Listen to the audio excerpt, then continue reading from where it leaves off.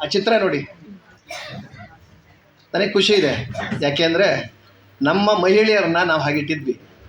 ಅವರೀಗ ಬೆಳಕಿಗೆ ಬಯಲಿಗೆ ಬರ್ತಾ ಇದ್ದಾರೆ, ಬಂದಿದ್ದಾರೆ, ಇನ್ನೂ ಪ್ರಖರವಾಗಿ ಬರಬೇಕು ಅನ್ನುವಂಥ ನಿರೀಕ್ಷೆ ಆಶಯ ನಮ್ಮದು. ಹಾಗಾಗಿ ಆ ಚಿತ್ರವನ್ನು ಬಿಡಿಸಿದ್ವಿ. ಸಾಕಷ್ಟು ಜನ ಹೇಳಿದ್ದಾರೆ ಚೆನ್ನಾಗಿದೆ ಅಂಥೇಳಿ, ಇನ್ನೊಂದು ಜನ ಇನ್ನೂ ಇಂಪ್ರೂವ್ ಆಗಬೇಕಾಗಿತ್ತು ಅಂಥೇಳಿ. ಇನ್ನೂ ಇಂಪ್ರೂವ್ ಆಗಬೇಕಾಗಿದೆ ಅನ್ನೋದ್ರಲ್ಲೇ ಇದೆ ಆರೋಗ್ಯಕರವಾದಂಥ ಟೀಕೆ, ಏನು ಚಿಂತೆ. ಒಂದು ಫಲಿತಾಂಶಕ್ಕೆ ಹಲವು ಕಾರಣಗಳು ಒದಗಬಹುದು, ಆದರೆ ಪ್ರಯತ್ನಕ್ಕೆ ಒಂದೇ ಕಾರಣ ಸಾಕು. ಹಾಗಾಗಿ ಈ ಚಿಂತನಾ ಸಮಾವೇಶ ಏನಿದೆಯಲ್ಲ ಮಹಿಳೆಯರದು, ಅದಕ್ಕೆ ಹಲವು ಕಾರಣಗಳಿವೆ. ಒಂದು, ಅಂತಾರಾಷ್ಟ್ರೀಯ ಮಹಿಳಾ ದಿನಾಚರಣೆ ಅಂಗವಾಗಿ ಇದೊಂದು ಕಾರ್ಯಕ್ರಮ ಇಟ್ಕೋಬೇಕು ಅಂತೇಳಿ ಅಂದ್ಕೊಂಡಿತ್ತು. ಎರಡು, ಈಗಾಗಲೇ ಪ್ರಸ್ತಾಪ ಆದ ಹಾಗೆ ನಮ್ಮ ಗೌಡ್ರು ಪ್ರಸ್ತಾಪ ಮಾಡಿದ್ದಾರೆ, ವಚನಕಾರ್ತಿಯರು, ಕೀರ್ತನಕಾರ್ತಿಯರು ಮತ್ತು ತತ್ವಪದಕಾರ್ತಿಯರು ಸಂಖ್ಯೆಯಲ್ಲಿ ವಿರಳಿರ್ಬೋದು, ಆದರೆ ಸಾಧನೆಯಲ್ಲಿ ಏನು ಕಡಿಮೆ ಇಲ್ಲ. ಅಂಥ ಸಾಧಕರ ನಮ್ಮ ಸಾಹಿತ್ಯ ವಿಮರ್ಶಾ ವಲಯ ಯಾಕೆ ಅವಗಣನೆಗೆ ಒಳಪಡಿಸು ಅನ್ನೋಂಥ ಮಾತಿದೆ. ಮಾತಲ್ಲ, ಅದು ಫ್ಯಾಕ್ಟ್ ಕೂಡ. ಸೊ ಹಾಗಾಗಿ ಈ ಸಮಾವೇಶಕ್ಕೆ ಈ ಅಲಕ್ಷಿತ ಸಮುದಾಯ ಅಂತಂದ ಕ್ಷೇತ್ರದ ದೃಷ್ಟಿಯಲ್ಲಿ ಮಾತಾಡ್ತಾ ಇದ್ದೀನಿ, ಇವರ ಬಗ್ಗೆ ಚರ್ಚೆ ಇಟ್ಕೊಳ್ಳೋಣ ಅಂಥೇಳಿ ಅಂದ್ಕೊಂಡಿದ್ದು.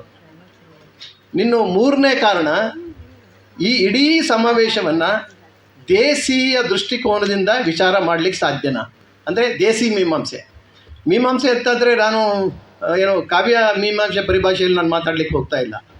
ಅಂದರೆ ಮೀಮಾಂಸೆ ಅಂತಂದರೆ ಮೂಲತಃ ಲೋಕವನ್ನು ನೋಡುವ ಕಣ್ಣದು ಅಷ್ಟೇ. ಅಂದರೆ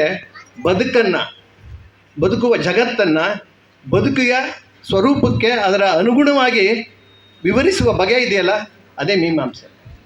ಹಾಗಾಗಿ ನಮ್ಮ ಈ ಮೀಮಾಂಸೆಯನ್ನು, ಅಂದರೆ ಮಹಿಳಾ ಮೀಮಾಂಸೆಯನ್ನು ದೇಸಿ ಹಿನ್ನೆಲೆಯಲ್ಲಿ ವಿಚಾರ ವಿನಿಮಯ ಮಾಡಬಹುದಾ ಅನ್ನುವಂಥದ್ದು ಮೂರನೇ ಕಾರಣ.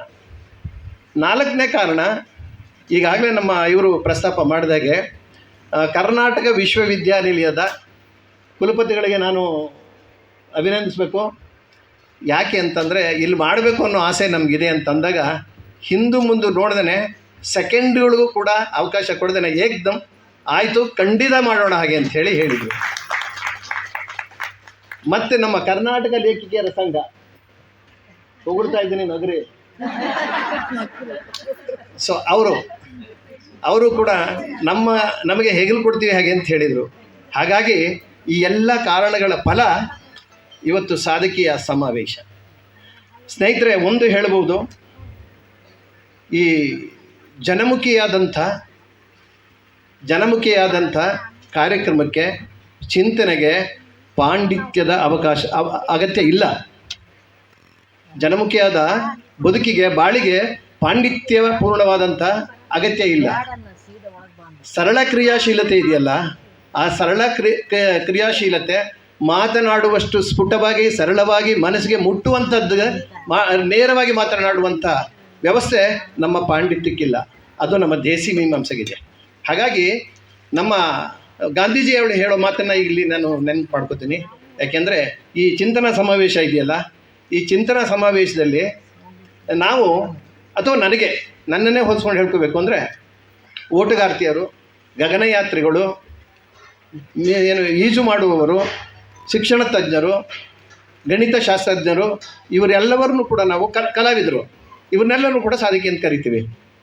ಆದರೆ ನೋಡಿ, ಅಲ್ಲಿ ಒಬ್ಬ ಗ್ರಾಮೀಣ ಮಹಿಳೆ ಗಂಡ ಬಿಟ್ಟು ಹೋಗಿದ್ದಾನೆ, ಇಲ್ಲ ಅವನು ಸತ್ತಿದ್ದಾನೋ ಏನೋ ಗೊತ್ತಿಲ್ಲ, 3 ಮಕ್ಕಳಿದ್ದಾರೆ, ಅವಳು ಮಕ್ಕಳನ್ನ ಸಾಕಬೇಕಾಗಿದೆ, ಸಮಾಜದಲ್ಲಿ ಸತ್ಪ್ರಜೆಯನ್ನು ಮಾಡಬೇಕಾಗಿದೆ. ಹಾಗಾಗಿ ಆ 3 ಮಕ್ಕಳಿಗೆ ಮುಖ ತೊಳೆದು, ಸಿಂಬಳ ತೆಗೆದು, ತಲೆ ಬಾಚಿ, ಲಂಗ ಹಾಕಿ, ನಿಕ್ಕರ್ ಹಾಕಿ ಎಲ್ಲ ಸಿದ್ಧ ಮಾಡ್ತಾಳೆ. ಸಿದ್ಧ ಮಾಡಿದ್ದಷ್ಟೇ ಅಲ್ಲ, ರೊಟ್ಟಿನೋ ಮುದ್ದೆನೋ ಮಾಡಿ ಮಕ್ಕಳಿಗೆ ಇಟ್ಟು ಅವಳು ದುಡಿಯೋಕ್ಕೆ ಹೋಗ್ತಾಳೆ. ಮತ್ತೆ ಬರ್ತಾಳೆ. ಬಂದ ಮೇಲೆ ಸಂಜೆ ಹೊತ್ತಿಗೆ ಮಕ್ಕಳು ಬಂದಿರ್ತಾರೆ, ಎಗೈನ ಅವರ ಯೋಗಕ್ಷೇಮ ವಿಚಾರಿಸ್ಕೋತಾಳೆ.